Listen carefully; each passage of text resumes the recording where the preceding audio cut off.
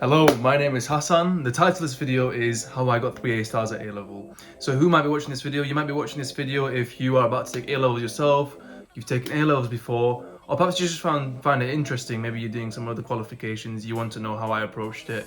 And that's what I'll be talking about in this video. I'll start off by talking about going way back when I was in year 9 and I was taking subjects like science. Obviously you had to do that in the UK. And I was getting failing grades. I was sometimes getting D's. I was getting things like this in other subjects as well. And I was told I wasn't very smart. Like I wasn't one of the people that, like, I looked around and certain people just pick things up quickly, and I just wasn't one of those people. And you might not be one of those people as well. So this video is to teach you and to tell you some of the things that helped me to go from that and actually learn better, learn faster, and actually increase my grades a lot. I want to show the power of how you approach your studies can have a drastic effect on the grades that you get. You know, obviously there's a degree of intelligence and like how hard you work, but your approach to it, how you organize your things, the methods you do, these things can have a drastic impact. So that's what I want to kind of talk about today. And some of my own personal things that I believe that I haven't really seen put out on the internet that I really do think helped me achieve the grades that I achieved. So first of all, before saying anything else, I did A-level in maths, biology and chemistry. So I picked these A-levels because I'm a medical student now, so I picked these A-levels strategically because I knew that they would help me go into medicine. Okay, first I'm going to talk about goal setting. So don't skip this part of the video because it seems a bit like, it doesn't seem as important maybe as the other bits, but I think it's just as important. So you need to think about what you're aiming for, which grades and why. So I aimed for 3 A stars. Why did I aim for 3 A stars? Because I knew I needed like at least A's to get into medicine. So then I thought if I aim for A stars, worst case scenario, hopefully I get an A, and then that would allow me to still get into medicine. For you, it may be a similar kind of thing. You just want to aim for the higher grade. So you need to think about what grade you're aiming for and really like try to really go for that grade. So first thing we're going to talk about is what source you will use. So I would highly recommend CGP, their revision guides and textbooks.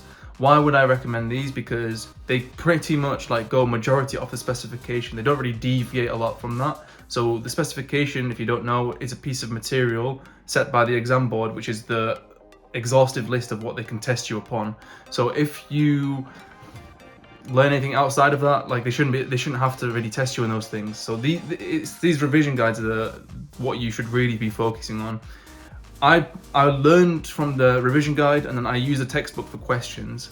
So in terms of the revision guide, say you've got this revision guide, they come in about maybe 100 or 200 pages. What you want to do is learn the whole thing. Like learn as literally what you want to do by the end of the year, by the end of mocks, year 12, and by end of year 13. So if it's for your year 12 ones, you need to learn all the AS book. Like you want to learn the whole thing. Like you want to be able to someone to question you on something and you just know the answer to it, like 95% of the time at least. So now that I've talked about what sources you should use, I'm going to talk about how I approached actual revision itself.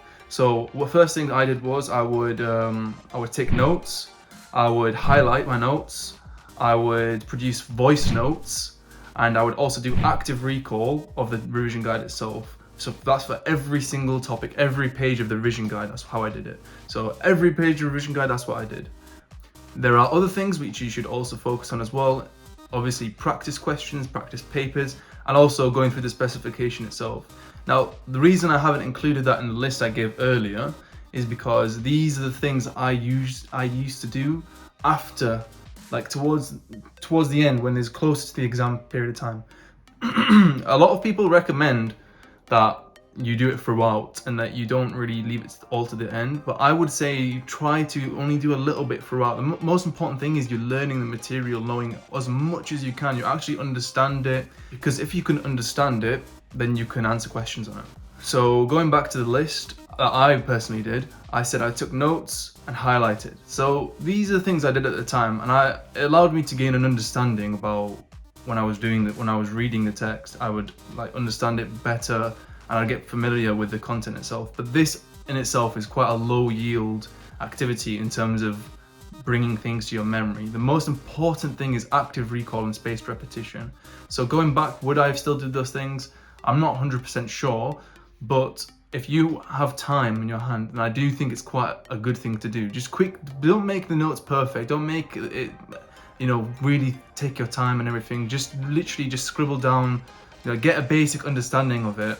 And I organized this in a way so I had a folder for example, A-level chemistry, A-level biology, and A-level maths.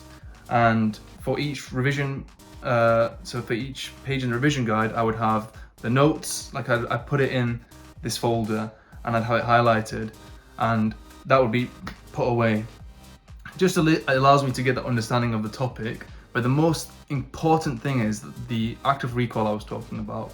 So what do I mean by active recall? I personally use the Feynman techniques. So Richard Feynman was a Nobel Prize winning physicist, and the Feynman technique is basically where you try to explain a concept or something as if you're explaining it to a 5-year-old. So you don't have to take this to the extreme of literally using only basic terminology, but the concept is that you want to really try to understand it and be able to explain it in the most basic format. So how do you do this when you've got the revision page in front of you? What do you actually do? So what I would do is, I did the highlighting, I did the note taking and the highlighting of the notes. Then on the actual revision page, I would read the sentence, and I'd read a paragraph, and I'd try to really understand it in my head. And once you've understood it, try to explain it to yourself, like if nobody's there, or you can explain it to a friend, but most of the time you'll be by yourself, for example. So try to explain it to yourself aloud or in your head, or what you can do is you can just get a piece of paper and write it, not word for word, but write the concept. So for example, you're learning about cells in biology A-level. For example, you looked at the picture of the animal cell, mitochondria, and all the different parts of the cell. Now you need to recall that. So what you do is you draw it and you label it, or you can just literally list the things that has in the animal cells. I'm not saying draw it and draw it perfectly. It's not really too important. The most important thing is you can recognize these things. You can all of them. You know the functions, etc. So now after I've taken my notes, I've highlighted key parts. So the reason I haven't talked about highlighting too much is because it's not too important. I kind of just highlighted it very passively, very quickly, the things that I thought were important. Literally, it was just a quick exercise just to reread. It's almost like rereading it in a sense. That's why I did the notes and the highlighting. It was kind of to read it and get that understanding as I'm going along. You don't have to do it. It's not the most important part. The most important things is the active recall I was talking about. And you don't have to do it in the way that I described. It's just that the way that I described it, making flashcards and things like that. The reason I didn't do things like that is because that's quite time consuming as well. So I thought just explaining it is good enough. The most important thing is for active recall is you're trying to retrieve the memory from your brain without the stimulus itself. So you can't just read it and then just say it. You have to have a prompt. People say things like, oh, you're a learner where you do it physically, or you through pictures or sound or all these things. And yes, some of these things are important, but don't really think about what kind of learner you are. I wouldn't say that's too important. The most important thing is you are trying to recall, especially for something like A-level, you're trying to actually recall the material like that I was describing. Now, let's say that you've taken your notes, or you've highlighted your notes as well. Maybe you haven't, that's fine, but you've definitely done active recall on the whole page.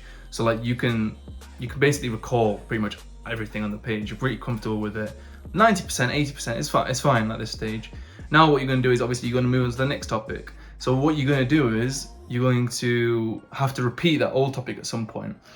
So a lot of the advice is spaced repetition. So you do it at intervals where the interval becomes longer and longer. And I explain what I mean by that. So for example, you say you did an active recall on that page one day, then you're going to do it one day after that, then 3 days after that, then 7 days after that, then maybe 3 weeks after that.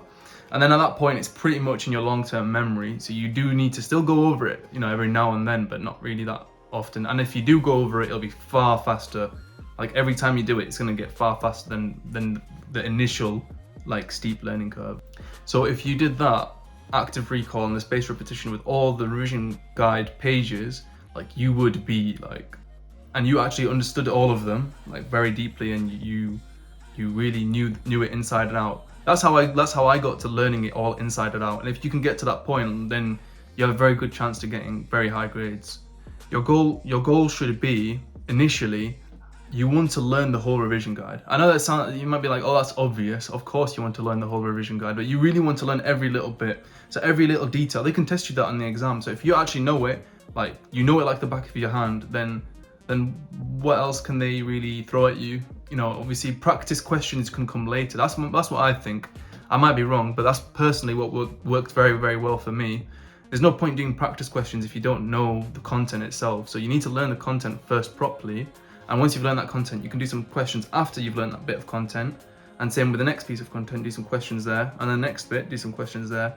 But the big set of questions and all the practice papers, majority of them, you should leave it to like, not right at the end before your A-levels, of course, but I mean, say like a few weeks out before mocks, you should start practicing them, going through them quickly. So let's say you're going to do something similar to what I've said about the active recall, the spaced repetition, the note taking. What I did was voice notes. So what I would do was, I would do basically like the Feynman technique, but I would have there's a voice app in your phone. It's like voice recording or something. You can find it. There's many free apps like this. And what I did was just record, and I'd explain the whole page in my own words. Even if it's quite similar to what it says in the book, it's fine. It's just the fact that I'm saying it. It doesn't have to be from memory at this stage, but then you've got a recording of it. So now when you're walking around or anything like that, you can listen to it at any point, and that just kind of reinforces it as well. That's beneficial. The most beneficial part of this I found was actually making the voice recording in the first place. That's what I found most beneficial, because when you're making it, you're having to explain it, you start to realize, oh, I don't really understand this bit too much. You have to think about it first, and then you have to explain it. And you might have thought you understood it before, but this kind of identifies areas where you didn't really understand, and also it reinforces the memory of the things you do understand. So I think it's a very good technique, and I was glad that I did that. So as you go through your revision process, you're going to identify areas which you've kind of tried to go over, but you don't really understand them. So what you need to do is you need to form a list of questions. So add it to your question list, and then maybe at the end of every day or every few days, or whenever you see a teacher, go to the teacher, have a list of questions, say, this is what I used to do. And I used to have a list of questions, and then I'd write down the answer to the questions. Then I knew that I was 100% right with what I was learning. You can also go to friends as well, but make sure you go to friends that will actually know the answer, not because I don't know, you may have the similar experience where you go to a friend and they don't really know what they're talking about, and then you kind of waste loads of time thinking about what the answer really is, and that's fine as well, but you need to quickly realize that, okay, this is a waste of time, and then just go to those good friends that actually know the answers often, or just go to the teachers. Use a combination of both. So you want to be organized, and you want to have a good plan. So how do you do this as well? So what you want to do is you want to think about how much of the revision guide, let's say, this is how I think about how much of the revision guide I want to cover by month X or by date X. Maybe because you've got an exam, or you've got some other like UCAT or whatever you've got a target. Then you need to break it down by a week. So by the end of this week, I need to cover 20 pages of the revision guide, active recall, everything, and you have a list of the things that you want to do to each of these pages: active recall, voice notes, or however you want to do it. You don't have to do those ones, but you want to do that like that. So then you know per day how much you need to do. So you've got a target per day, how much you need to do, and then it becomes very obvious whether you're making progress or not making sufficient progress. This will ensure that you will, by the time it comes to that date that you've set, that you will actually know all of this stuff. In terms of how difficult you set the goal as, I would say make it quite aggressive. So if you've got A-levels on a date, don't set the goal to learn and go over all the material by that certain date, or not even just for your A-levels, but for your marks or just in general. You want to be learning a bit faster, and if you do this, then you will have time at the end for either going over things you didn't know, or you've not learned very well, or going over some practice questions, practice papers, going over the specification, and also just time for buffer, because what if certain things took longer than usual and you were behind on schedule, and then the date gets pushed back and back. So what you want to do is make the goal somewhat aggressive, so that you can have extra time. And you want to aim, so while you're doing this, and I know it's easier said than done, but while you're doing this, you want to aim to have these things done. So let's say you're doing it, let's say your exams are in June, like let's say you want to learn it by end of April, then let's say you want to learn it by end of April, you want to have it to a very, very high standard. Each page, you want to learn it so that you know it in depth, and you know that you've spent a lot of time doing active recall on them, you've done a few spaced repetitions, so you've repeated each page a few times, you've done everything that you wanted to do. So the things I wanted to do, like I said before, was notes, highlighting, voice notes, active recall, spaced repetition, these kind of things.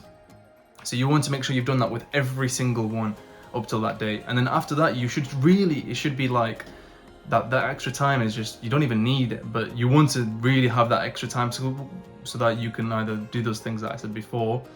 When it came to doing my A-levels, I had about a month before my actual A-level exams where I kind of felt more relaxed than before that, because I was I already learned pretty much everything in the guides, not everything, but like 99% of it.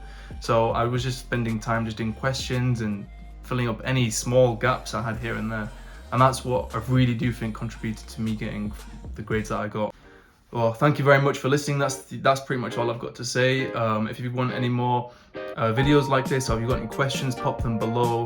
If you want a video about how I got an A-star in each subject, so a video for maths, video for biology, and video for chemistry, then please ask down below. And thank you very much for listening, and subscribe if you enjoyed the content. Please check out more of my videos. Thank you.